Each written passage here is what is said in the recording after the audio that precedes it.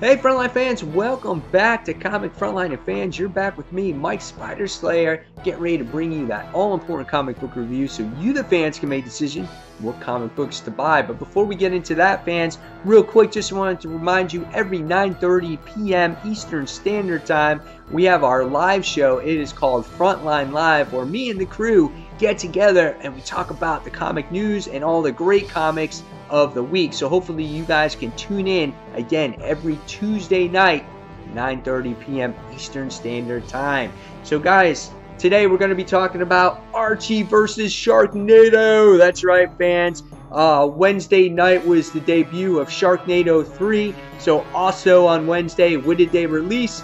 Archie versus Sharknado issue number 1. You know, I had this in my hands at the comic book store, and I sat there and I said, Mike, are you going to really spend $5 for this? You know, it could be horrible. And the one thing that it does have going for it is that this book is about 42 pages, so you do get a lot of pages in this particular book. Now, what was the art-like work in this? Well, just like how you see it in the actual comic book. The artwork, you know, is something that you expect from Archie. It's that classic style of artwork, you know, the cartoon style like that you've known, you know, Archie for over the years.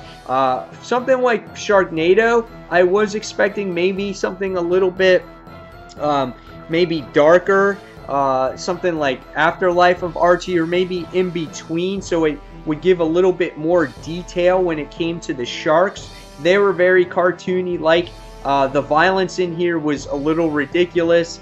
Some of the stuff that happens in the issue is really ridiculous too. You would think that Betty and Veronica would be dead, but that's the nature of Sharknado. It's off-the-wall stuff that usually happens with Sharknado. But the artwork was okay. You get to see some violent scenes, some fish heads flying around, some tornadoes, places get lit on fire. So yeah, you can see that here. So it wasn't a bad book to look at. It's something you would expect from Archie. But again, I would have loved to seen a little more detail, a little bit more grittiness. But again, you got to focus on Archie because that's how we've all known and loved Archie over the years. So what was this story about? Honestly, guys, the story was weak. And that's what you can expect from Sharknado. Basically, Betty and Veronica were in Washington, and all of a sudden the Sharknadoes started appearing, and the sharks started coming around, and they started eating everybody from the sky. And they were all going down the East Coast or whatever it is. You get to see it form, and the next thing you wind up going was they're saying, we gotta get back to Riverdale. We gotta save everybody and warn everybody about the, you know, save everyone for the dance.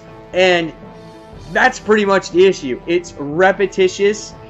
You constantly get these shark scenes where the tornadoes just form, and you get to see the cast of characters from Archie throughout the issue deal with these sharks. You get to see Betty and Veronica make this helicopter, and the funny thing is about the helicopter, they make these blades from the helicopter chop up all the sharks, which I thought was kind of comical in here, like this page right here. I was like, really? I mean, this was really far-fetched. None of this could even, you know, remotely happen.